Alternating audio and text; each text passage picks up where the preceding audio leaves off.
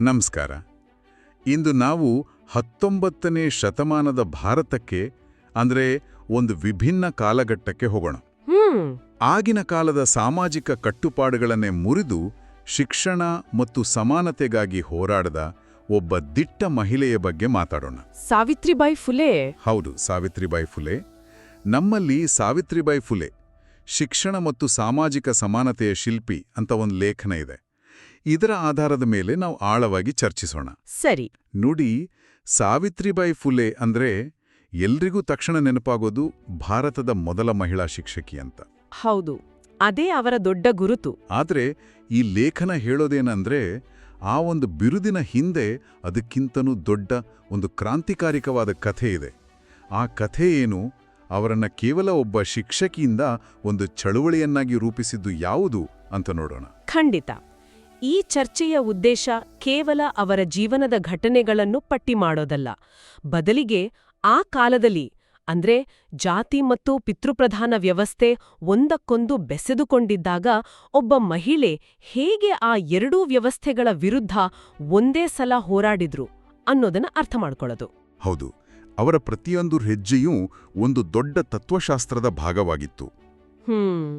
ಶಿಕ್ಷಣ, ಸಮಾಜ ಸುಧಾರಣೆ, ಸಾಹಿತ್ಯ ಎಲ್ಲವೂ ಒಂದೇ ಗುರಿಯತ್ತ ಸಾಗುತ್ತಿತ್ತು.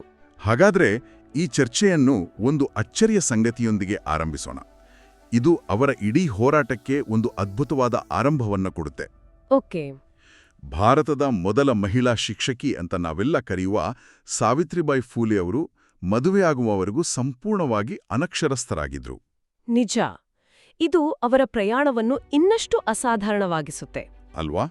ತಮಗೆ ಸಿಕ್ಕಿದ್ದ ಶಿಕ್ಷಣವನ್ನು ಅವರು ಹಂಚಲಿಲ್ಲ.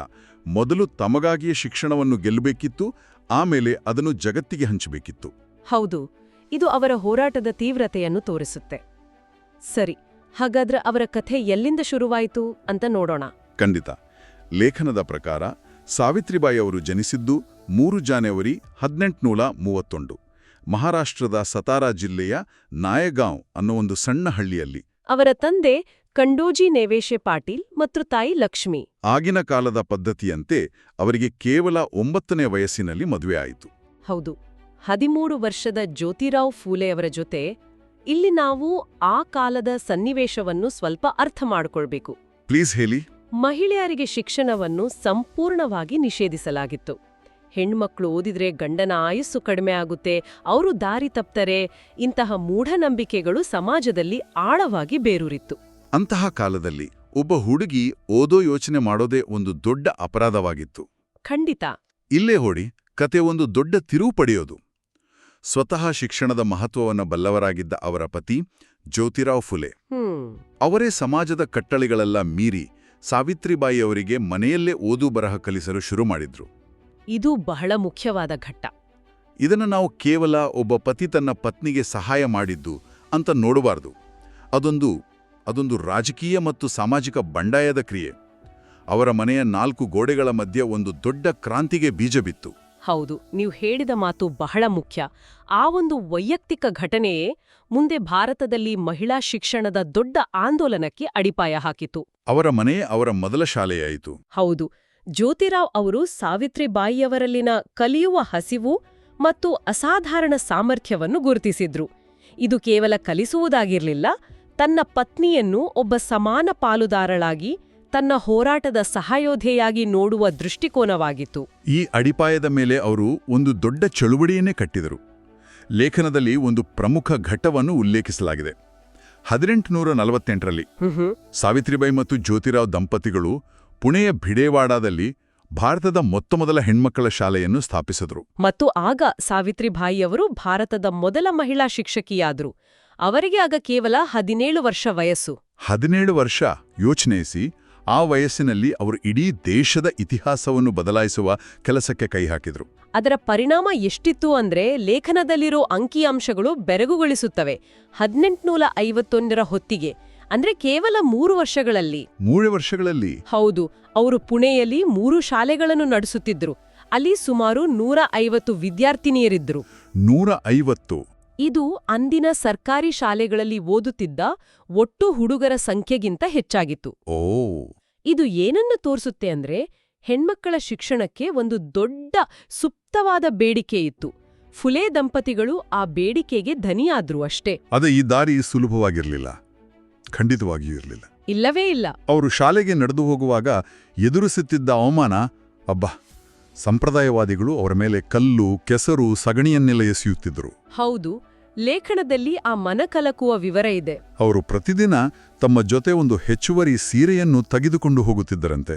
ಹೌದು, ಶಾಲೆ ತಲುಪಿದ ಮೇಲೆ ಮೈಮೇಲಿನ ಕೆಸರು ತುಂಬಿದ ಸೀರೆಯನ್ನು ಬದಲಿಸಿ ಇನ್ನೊಂದು ಸೀರೆಯನ್ನು ಉಟ್ಟುಕೊಂಡು ಮಕ್ಕಳಿಗೆ ಪಾಠ ಮಾಡ್ತಿದ್ರು. ಒಂದು ನಿಮಿಷ, ನಾವಿದನ್ನ ಸರಿಯಾಗಿ ಅರ್ಥ ಮಾಡಿಕೊಳ್ಳಬೇಕು. ಇದು ಒಂದೋ ಎರಡೋ ದಿನ ನಡೆದ ಘಟನೆಯಲ್ಲ. ಇಲ್ಲ, ಇದು ಅವರ ದೈನಂದಿನ ವಾಸ್ತವವಾಗಿತ್ತು. ಪ್ರತಿದಿನ ಮನೆಯಿಂದ ಹೊರಡುವಾಗ ಇಂದು ನನ್ನ ಮೇಲೆ ದಾಳಿಯಾಗತ್ತೆ ಅಂತ ತಿಳಿದುಕೊಂಡೇ ಅದಕ್ಕೆ ಸಿದ್ಧರಾಗಿ ಒಂದು ಹೆಚ್ಚುವರಿ ಸೀರೆಯನ್ನು ಬ್ಯಾಗ್ನಲ್ಲಿ ಇಟ್ಟುಕೊಂಡು ಹೋಗುವುದಂದ್ರೆ ಅದಕ್ಕೆ ಎಂತಹ ಮಾನಸಿಕ ಧೈರ್ಯ ಮತ್ತು ಬದ್ಧತೆ ಬೇಕು. ಅದು ಕೇವಲ ಧೈರ್ಯವಲ್ಲ, ಅದೊಂದು ತಪಸ್ಸು. ಖಂಡಿತ. ಈ ವಿರೋಧ ಕೇವಲ ಹೊರಗಿನಿಂದ ಬರಲಿಲ್ಲ. ಅವರ ಈ ಕೆಲಸಗಳಿಂದಾಗಿ ಸ್ವಂತ ಕುಟುಂಬದಿಂದಲೇ, ಅಂದ್ರೆ ಜ್ಯೋತಿರಾವ್ ಅವರ ತಂದೆಯೇ ಅವರನ್ನು ಮನೆಯಿಂದ ಹೊರಹಾಕಿದರು. ಓ, ಹಾಗಾ? ಹೌದು. ತಮ್ಮ ಸಿದ್ಧಾಂತಕ್ಕಾಗಿ, ತಮ್ಮ ನಂಬಿಕೆಗಾಗಿ ಅವರು ಮನೆಯನ್ನೇ ತ್ಯಾಗ ಮಾಡಬೇಕಾಗಿ ಬಂತು. ಇಷ್ಟೆಲ್ಲ ಆದರೂ ಅವರ ದೃಷ್ಟಿ ಮಾತ್ರ ಸ್ಪಷ್ಟವಾಗಿತ್ತು. ಅದು ಎಲ್ಲರನ್ನೂ ಒಳಗೊಳ್ಳುವ ದೃಷ್ಟಿ. ಹೌದು. ಲೇಖನದ ಪ್ರಕಾರ ಅವರು ಫಾತಿಮಾ ಬೇಗಂ ಶೇಖ್ ಎಂಬುವರನ್ನು ತಮ್ಮ ಶಾಲೆಯಲ್ಲಿ ಶಿಕ್ಷಕಿಯಾಗಿ ನೇಮಿಸಿಕೊಂಡ್ರು.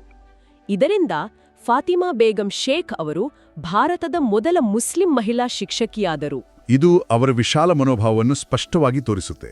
ಹೌದು, ಅವರ ಈ ದೂರದೃಷ್ಟಿ ಮತ್ತು ಎಲ್ಲರನ್ನೂ ಒಳಗೊಳ್ಳುವ ಮನೋಭಾವ. ಇವರ ಈ ಕೆಲಸಗಳನ್ನು ಗಮನಿಸಿದ ಅಂದಿನ ಬ್ರಿಟಿಷ್ ಸರ್ಕಾರ 1852ರಲ್ಲಿ ಅವರನ್ನು ಅತ್ಯುತ್ತಮ ಶಿಕ್ಷಕಿ ಅಂತ ಸನ್ಮಾನಿಸಿ ಗೌರವಿಸಿತು. ಹೌದು. ಇಲ್ಲಿ ಒಂದು ಸಂಕೀರ್ಣವಾದ ಪ್ರಶ್ನೆ ಏಳುತ್ತೆ ಅಲ್ವಾ? ಒಂದು ಕಡೆ ಸ್ವದೇಶಿ ಸಮಾಜವೇ ಅವರನ್ನು ವಿರೋಧಿಸುತ್ತಿದೆ, ಇನ್ನೊಂದು ಕಡೆ ವಸಾಹತುಶಾಹಿ ಸರ್ಕಾರ ಅವರನ್ನು ಗೌರವಿಸುತ್ತಿದೆ. ಹೌದು, ಇದು ಬಹಳ ಮುಖ್ಯವಾದ ಅಂಶ. ಬ್ರಿಟಿಷರು ಇದನ್ನು ಯಾಕೆ ಮಾಡಿದ್ರು? ಒಂದು, ತಮ್ಮ ಸಿವಿಲೈಸಿಂಗ್ ಮಿಷನ್, ಅಂದ್ರೆ ನಾವು ಈ ದೇಶವನ್ನು ಸುಧಾರಿಸಲು ಬಂದಿದ್ದೇವೆ ಅನ್ನೋ ನಿರೂಪಣೆಗೆ ಇದು ಪೂರಕವಾಗಿತ್ತು. ಸರಿ. ಎರಡನೇದು ಮತ್ತು ಬಹುಶಃ ಹೆಚ್ಚು ಮುಖ್ಯವಾದ ಕಾರಣ ಅಂದ್ರೆ ಫುಲೆ ದಂಪತಿಗಳ ಕೆಲಸವು ಸಾಂಪ್ರದಾಯಿಕ ಬ್ರಾಹ್ಮಣಶಾಹಿ ಅಧಿಕಾರ ಕೇಂದ್ರಗಳನ್ನು ಪ್ರಶ್ನಿಸುತ್ತಿತ್ತು. ಓಕೆ. ಈ ಅಧಿಕಾರ ಕೇಂದ್ರಗಳನ್ನು ದುರ್ಬಲಗೊಳಿಸುವುದು ಬ್ರಿಟಿಷರ ಒಡೆದು ಆಳುವ ನೀತಿಗೆ ಸಹಕಾರಿಯಾಗಿತ್ತು. ಹಾಗಾಗಿ ಇದು ಒಂದು ರೀತಿಯಲ್ಲಿ ಇಬ್ಬರಿಗೂ ಅನುಕೂಲಕರವಾದ, ಆದರೆ ನೈತಿಕವಾಗಿ ಸಂಕೀರ್ಣವಾದ ಒಂದು ಸಂಬಂಧವಾಗಿತ್ತು. ಅಂದ್ರೆ ಶಿಕ್ಷಣ ಅನ್ನೋದು ಅವರ ಹೋರಾಟದ ಒಂದು ಅಸ್ತ್ರವಷ್ಟೇ, ಆದರೆ ಲೇಖನ ಸ್ಪಷ್ಟಪಡಿಸುವಂತೆ ಅವರ ಯುದ್ಧ ಇದಕ್ಕಿಂತ ದೊಡ್ಡದಾಗಿತ್ತು. ಹೆಣ್ಣು ಮಕ್ಕಳಿಗೆ ಶಿಕ್ಷಣ ಕೊಟ್ರೆ ಸಾಲದು, ಅವರು ಬದುಕ್ತಿರುವ ಸಮಾಜವನ್ನೇ ಬದಲಾಯಿಸಬೇಕು ಅಂತ ಅವರು ಬೇಗನೆ ಅರಿತುಕೊಂಡ್ರು ಅನ್ಸುತ್ತೆ. ಖಂಡಿತ. ಅವರ ಸುಧಾರಣೆಗಳು ಇದನ್ನು ಸಾಬೀತುಪಡಿಸ್ತವೆ. ಅವರ ಕೆಲಸ ಒಂದು ಸಮಗ್ರ ದೃಷ್ಟಿಕೋನವನ್ನು ಹೊಂದಿತ್ತು. ಉದಾಹರಣೆಗೆ 1863ರಲ್ಲಿ ಅವರು ಸ್ಥಾಪಿಸಿದ ಬಾಲಹತ್ಯಾ ಪ್ರತಿಬಂಧಕ ಗೃಹ. ಏನಿದು? ಇದು ಕೇವಲ ಒಂದು ಅನಾಥಾಶ್ರಮವಾಗಿರಲಿಲ್ಲ. ಅದರ ಹಿಂದಿನ ಯೋಚನೆ ಬಹಳ ಆಳವಾಗಿತ್ತು.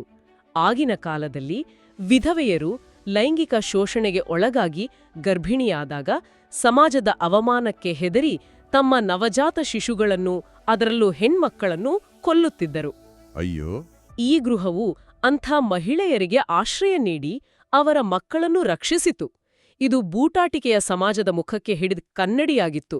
ಶಾಲೆಯು ಮನಸ್ಸಿಗೆ ರಕ್ಷಣೆ ಕೊಟ್ಟರೆ ಈ ಗೃಹವು ಪ್ರಾಣಕ್ಕೆ ರಕ್ಷಣೆ ಕೊಟ್ಟಿತು. ಅದ್ಭುತ. ಮತ್ತೊಂದು ತಂತ್ರಗಾರಿಕೆಯ ಉದಾಹರಣೆ ಅಂದ್ರೆ ಮಹಿಳಾ ಸೇವಾ ಮಂಡಳ. ಹೌದು. ಈ ಸಂಸ್ಥೆಯ ಮೂಲಕ ಅವರು ಮಹಿಳೆಯರ ಹಕ್ಕುಗಳ ಬಗ್ಗೆ ಜಾಗೃತಿ ಮೂಡಿಸಿದರು. ಆಗ ವಿಧವೆಯರ ತವೆಬೋಳಿಸುವ ಒಂದು ಅಮಾನವೀಯ ಪದ್ಧತಿ ಇತ್ತು. ಹೌದು, ಕೇಳಿದ್ದೇನೆ. ಇದರ ವಿರುದ್ಧ ಅವರು ಕೇವಲ ಭಾಷಣ ಮಾಡಲಿಲ್ಲ. ಬದಲಿಗೆ ಈ ಕೆಲಸವನ್ನು ಮಾಡುತ್ತಿದ್ದ ಕ್ಷೌರಿಕರನ್ನೇ ಸಂಘಟಿಸಿ ಇಂಥ ಅಮಾನವೀಯ ಕೆಲಸವನ್ನು ಮಾಡಲು ನಾವು ನಿರಾಕರಿಸುತ್ತೇವೆ ಎಂದು ಮುಷ್ಕರ ಮಾಡುವಂತೆ ಪ್ರೇರೇಪಿಸಿದರು. ವಾವ್! ಇದು ಅವರ ಸಂಘಟನಾ ಚಾತುರ್ಯಕ್ಕೆ ಮತ್ತು ಸಮಸ್ಯೆಯ ಮೂಲಕ್ಕೆ ಕೈಹಾಕುವ ಅವರ ಜಾಣ್ಮೆಗೆ ಸಾಕ್ಷಿ. ಮತ್ತು ಇವೆಲ್ಲದರ ಕಳಶ ಪ್ರಾಯದಂತೆ 1873ರಲ್ಲಿ ಅವರು ತಮ್ಮ ಪತಿಯೊಂದಿಗೆ ಸೇರಿ ಸತ್ಯಶೋಧಕ ಸಮಾಜವನ್ನು ಸ್ಥಾಪಿಸಿದರು. ಸತ್ಯವನ್ನು ಹುಡುಕುವ ಸಮಾಜ. ಹೌದು, ಆ ಹೆಸರೇ ಬಹಳ ಮುಖ್ಯ. ಇದು ಕೇವಲ ಒಂದು ಜಾತಿ ವಿರೋಧಿ ಸಂಘಟನೆಯಾಗಿರ್ಲಿಲ್ಲ, ಅದೊಂದು ತಾತ್ವಿಕ ಆಂದೋಲನವಾಗಿತ್ತು. ಪುರೋಹಿತರ ಮತ್ತು ಧರ್ಮಗ್ರಂಥಗಳ ಅಧಿಕಾರವನ್ನು ತಿರಸ್ಕರಿಸಿ ಪ್ರತಿಯೊಬ್ಬರೂ ತಮ್ಮ ಸ್ವಂತ ವಿವೇಚನೆ ಮತ್ತು ತರ್ಕದಿಂದ ಸತ್ಯವನ್ನು ಕಂಡುಕೊಳ್ಳಬೇಕು ಎಂದು ಅದು ಹೇಳಿತು. ಇದು ಆಗಿನ ಕಾಲದ ಬೇರೆ ಸುಧಾರಣಾ ಚಳುವಳಿಗಳಿಗಿಂತ ಹೇಗೆ ಭಿನ್ನವಾಗಿತ್ತು? ಬೇರೆ ಚಳುವಳಿಗಳು ಅಸ್ತಿತ್ವದಲ್ಲಿರುವ ಧಾರ್ಮಿಕ ಚೌಕಟ್ಟಿನೊಳಗೆ ಸುಧಾರಣೆಗೆ ಯತ್ನಿಸುತ್ತಿದ್ದವು. ಆದರೆ ಸತ್ಯಶೋಧಕ ಸಮಾಜ ಆ ಚೌಕಟ್ಟನ್ನೇ ಪ್ರಶ್ನಿಸಿತು. ಇದರ ಪ್ರಾಯೋಗಿಕ ರೂಪ ಹೇಗಿತ್ತು? ಅವರು ಪುರೋಹಿತರಿಲ್ಲದ, ಯಾವುದೇ ಮಂತ್ರಗಳಿಲ್ಲದ ಸರಳವಾದ ಮದುವೆಗಳನ್ನು ನಡೆಸಲು ಆರಂಭಿಸಿದರು. ವಧುವರರು ಪರಸ್ಪರ ಪ್ರಮಾಣವಚನಗಳನ್ನು ಸ್ವೀಕರಿಸುವ ಮೂಲಕ ಮದುವೆಯಾಗುವ ಪದ್ಧತಿಯನ್ನು ಜಾರಿಗೆ ತಂದರು. ಇದು ಸಾಂಕೇತಿಕವಾಗಿ ಧಾರ್ಮಿಕ ಮಧ್ಯವರ್ತಿಗಳ ಹಿಡಿತದಿಂದ ಜನರನ್ನು ಬಿಡುಗಡೆಗೊಳಿಸುವ ಒಂದು ದೊಡ್ಡ ಹೆಜ್ಜೆಯಾಗಿತ್ತು. ಖಂಡಿತ. ಇಲ್ಲಿಯವರೆಗೆ ನಾವು ಅವರನ್ನೊಬ್ಬ ಹೋರಾಟಗಾರ್ತಿಯಾಗಿ, ಸಮಾಜ ಸುಧಾರಕಿಯಾಗಿ ನೋಡಿದ್ದೇವೆ. ಆದರೆ ಲೇಖನ ಅವರ ಇನ್ನೊಂದು ಮುಖವನ್ನು ಪರಿಚಯಿಸುತ್ತೆ. ಹೌದು. ಸಾವಿತ್ರಿಬಾಯಿಯವರು ಒಬ್ಬ ಶ್ರೇಷ್ಠ ಕವಯತ್ರಿಯೂ ಆಗಿದ್ರು. 1854ರಲ್ಲಿ ಕಾವ್ಯ ಫುಲೆ ಮತ್ತು 1892ರಲ್ಲಿ ಭಾವನ್ಕಾಶಿ ಸುಬೋಧ್ ರತ್ನಾಕರ್. ಹೌದು, 2 ಕವನ ಸಂಕಲನಗಳನ್ನು ಅವರು ಪ್ರಕಟಿಸಿದರು. ಅವರ ಸಾಹಿತ್ಯ ಅವರ ಸಾಮಾಜಿಕ ಕಾರ್ಯಗಳಿಂದ ಬೇರೆಯಾಗಿರಲಿಲ್ಲ. ಅದು ಅವರ ಹೋರಾಟದ ಇನ್ನೊಂದು ರೂಪವಾಗಿತ್ತು. ಹಾಗೆ ಹೇಳಬಹುದಾ? ಖಂಡಿತ. ಅವರ ಹೋಗು ಶಿಕ್ಷಣ ಪಡೆ ಅಂದ್ರೆ ಗೋ ಗೆಟ್ ಎಜುಕೇಷನ್ ಎಂಬ ಕವಿತೆಯ ಶೀರ್ಷಿಕೆಯೇ ಅವರ ಜೀವನದ ಧ್ಯೇಯವನ್ನು ಸಾರುತ್ತೆ. ಆ ಕವಿತೆಯಲ್ಲಿ ಅವರು ನಿರ್ದಿಷ್ಟವಾಗಿ ಶೂದ್ರರು ಮತ್ತು ಅತಿಶೂದ್ರರನ್ನು, ಅಂದ್ರೆ ಶತಮಾನಗಳಿಂದ ತುಳಿತಕ್ಕೊಳಗಾಗಿದ್ದ ಸಮುದಾಯಗಳನ್ನ, ಹೌದು, ಜ್ಞಾನದಿಂದ ವಂಚಿತರಾಗಿದ್ದ ಸಮುದಾಯಗಳನ್ನು ಉದ್ದೇಶಿಸಿ ಮಾತನಾಡುತ್ತಾರೆ. ಅವರಿಗೆ ಹೋಗು ಶಿಕ್ಷಣ ಪಡೆ ಎಂಬ ಕರೆ ಕೇವಲ ಒಂದು ಸಲಹೆಯಾಗಿರಲಿಲ್ಲ. ಅದು ತಲೆತಲಾಂತರಗಳ ಬೌದ್ಧಿಕ ಗುಲಾಮಗಿರಿಯಿಂದ ಹೊರಬರಲು ನೀಡಿದ ಒಂದು ವಿಮೋಚನೆಯ ಕರೆಯಾಗಿತ್ತು. ಲೇಖನದಲ್ಲಿ ಅವರ ಒಂದು ಪ್ರಸಿದ್ಧ ಮಾತನ್ನು ಉಲ್ಲೇಖಿಸಲಾಗಿದೆ. ಅದು ಅವರ ಚಿಂತನೆಯ ಸಾರವನ್ನು ಹಿಡಿದಿಡುತ್ತೆ. ಶಿಕ್ಷಣವಿಲ್ಲದ ಮಹಿಳೆ ಬೇರು ಎಲೆಗಳಿಲ್ಲದ ಆಲದ ಮರದಂತೆ. ಈ ರೂಪಕ ಎಷ್ಟು ಶಕ್ತಿಯುತವಾಗಿದೆ ನೋಡಿ. ಹೌದು. ಶಿಕ್ಷಣವೆಂದರೆ ಕೇವಲ ಅಕ್ಷರಜ್ಞಾನವಲ್ಲ, ಅದು ಬದುಕಿಗೆ ಆಧಾರ, ಶಕ್ತಿ ಮತ್ತು ಬೆಳವಣಿಗೆ. ಬೇರುಗಳಿಲ್ಲದ ಮರ ಹೇಗೆ ಬಿರುಗಾಳಿಗೆ ನಿಲ್ಲಲಾರದೋ ಹಾಗೆಯೇ ಶಿಕ್ಷಣವಿಲ್ಲದ ಮಹಿಳೆ ತನ್ನ ಕಾಲ ಮೇಲೆ ತಾನು ನಿಲ್ಲಲಾರಳು ಎಂಬುದನ್ನು ಅದ್ಭುತವಾಗಿ ಹೇಳಿದ್ದಾರೆ.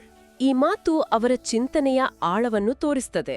ಶಿಕ್ಷಣವು ಆತ್ಮವಿಶ್ವಾಸ, ಸ್ವಾಭಿಮಾನ ಮತ್ತು ಸ್ವಾತಂತ್ರ್ಯಕ್ಕೆ ನೇರ ದಾರಿಯೆಂದು ಅವರು ಬಲವಾಗಿ ನಂಬಿದ್ರು.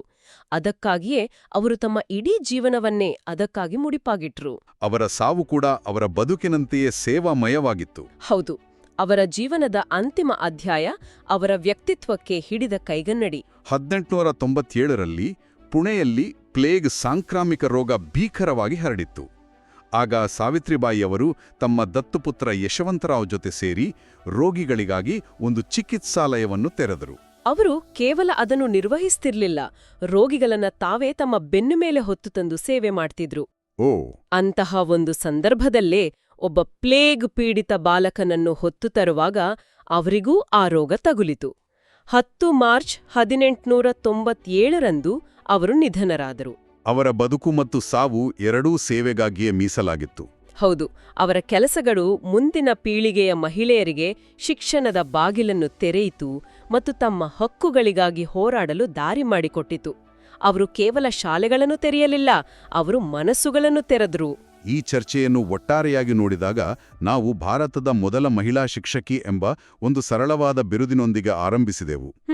ಆದರೆ ಈ ಲೇಖನದ ಆಳಕ್ಕೆ ಇಳಿದಾಗ ನಮಗೆ ಕಾಣಿಸಿದ್ದು ಒಬ್ಬ ಕ್ರಾಂತಿಕಾರಿ, ತಂತ್ರಜ್ಞ, ಒಬ್ಬ ತತ್ವಜ್ಞಾನಿ, ಒಬ್ಬ ಕವಯತ್ರಿ ಮತ್ತು ಸಮಾಜದ ಪ್ರತಿಯೊಂದು ಅನ್ಯಾಯದ ವಿರುದ್ಧ ದನಿ ಎತ್ತಿದ ಒಬ್ಬ ಮಾನವತಾವಾದಿ. ಖಂಡಿತ.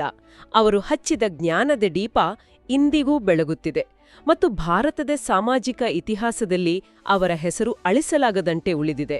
ಅವರ ಪರಂಪರೆ ಕೇವಲ ಶಾಲೆಗಳಲ್ಲಿಲ್ಲ, ಬದಲಿಗೆ ಸಮಾನತೆ ಮತ್ತು ನ್ಯಾಯಕ್ಕಾಗಿ ನಡೆಯುವ ಪ್ರತಿಯೊಂದು ಹೋರಾಟದಲ್ಲೂ ಜೀವಂತವಾಗಿದೆ.